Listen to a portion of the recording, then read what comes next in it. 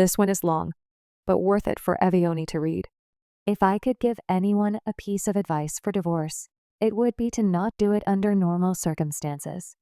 If your spouse is beating you or threatening you, or your children, then of course get out and fast. In my case, there was no abuse. We were together for 8 years. That was mostly good, and we have 4 kids. Right around 5 years, I got a promotion at work, and I got it in my head that my ex-H was dragging me down, or at least holding me back from more success and a better life. We never had a lot of money, but with my promotion, I was now making more than he was. I started working longer hours, and at the same time his hours were cut, so he was at home more. I really began to resent him because he was home, and because he got to spend time with our kids. Most nights when I got home, they were already getting ready for bed, if not already sleeping. After a few months of my new job, it was clear to me that things were not going well at home without me there. Some nights the dishes weren't done when I got home, or the kids hadn't eaten, or whatever else I could think of to be mad at him about. It really didn't matter. He kept saying that he would try harder, but that it was hard being home all the time. That always made me really mad. For the next couple years, things kept getting worse. My hours weren't any shorter, and his were on and off full-time. There was no convenient time for him to be working full-time because of my hours, but we also needed the money. Whenever he would tell me that he could get extra hours, I would always complain, and the less hours he worked, the more I complained that he wasn't bringing in enough money. Whenever he brought up the contradiction, I would tell him that he needed to figure it out. I knew that it would bother him, so I started saying that a lot, and for everything that I could. I really started to resent him, and I pulled away from him. I knew that it was hurting him, but I didn't care. If he didn't want to be hurt, then he would at least try to make me happy. I used that same thing to justify when I started to talk to another guy at work. I thought he was just a friend, but talking at work turned into texting at home, and then pictures and videos, and then trying to sneak some alone time with him. I knew that it was wrong, but it made me feel so alive, and my husband had not made me feel like that in years. I was tired of being unhappy, and I was doing this for me. The worst was the night that I came home at a reasonable time and found that he had cleaned the whole house, cooked the whole family dinner, and picked out a movie for all of us to watch together. This would have made me swoon a couple years earlier, but that night I couldn't even look at him, and I pretended to be sick. I spent the rest of the night in bed, while he waited on me and checked on me, and even made me different food, and brought it to me in bed. It made me feel terrible, and then it made me angry that he made me feel that way, and by the end of the night, I was texting with the other guy. Over the next month or 2 from that night, it did not matter what he did. He was wrong just for breathing most days.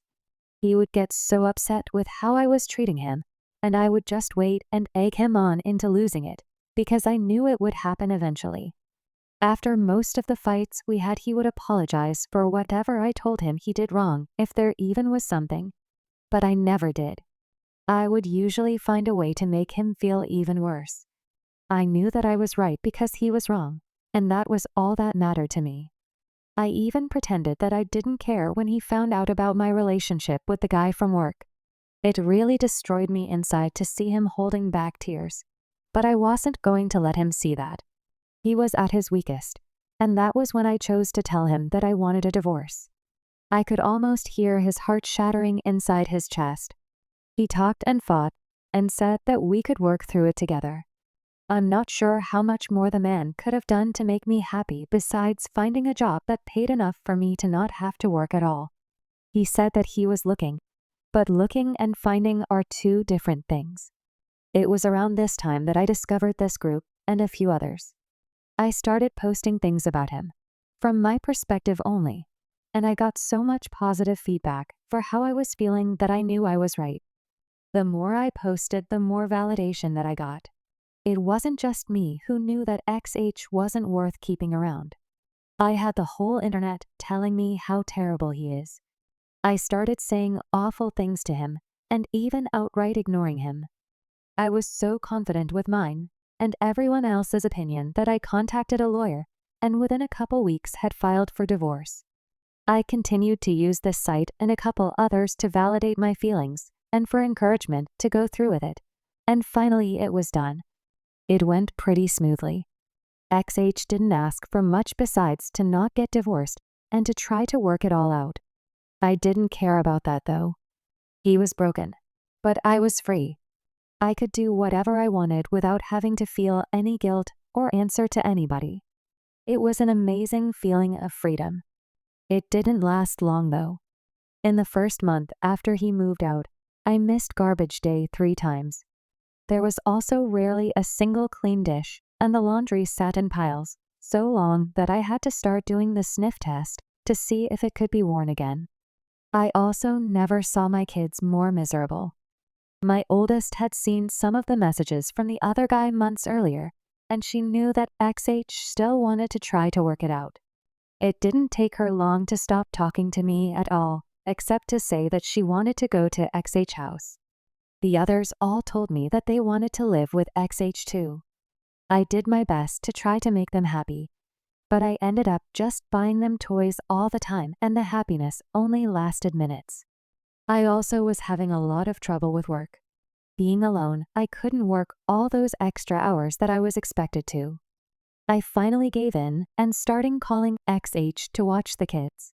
He would always come over as soon as he could, and he always asked me if I needed anything. When I would get home, I would find clean dishes and laundry, and even dinner sometimes. He would never say too much after I got home. He would just say to call him if I needed anything and leave. One night, he took out the garbage and brought it to the curb because it was garbage night and I forgot again. He always looked so sad when it was time to go. Finally, after a couple months, my friends convinced me to go out on a date. It was for dinner and a movie, and I was excited and hopeful. But at dinner, I started getting a feeling of overwhelming guilt. It got so bad that I ended up not even going to the movie. A week and about 1,000,000 tears later, I was on a therapist's couch.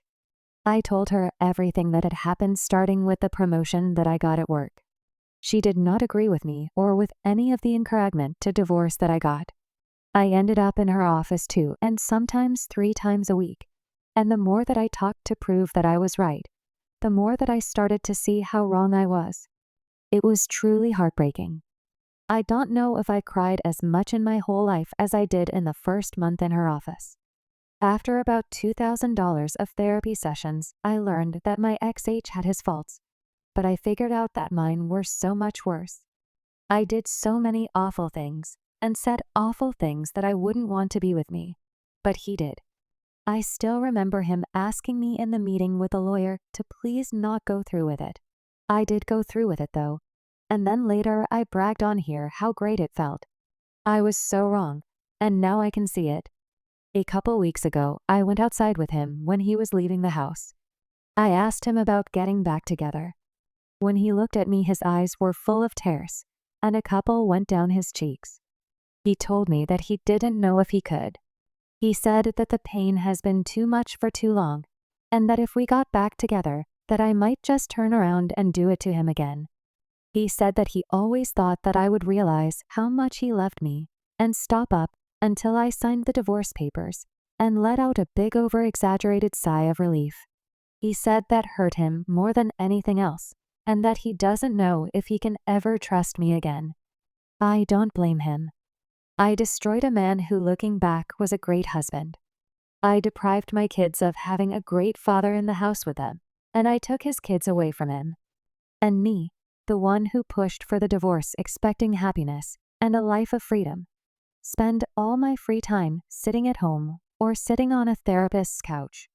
Please don't just take the advice of anyone on this site or any other about getting a divorce. If your marriage is bad, look at yourself first and see if you can make changes. This is advice for men and women. Getting divorced is not fun. Being divorced is not fun. And seeing your husband broken and your children never happy because of your actions is the most painful experience that I can imagine. I wish all of you well and hope that you will give your marriages a second chance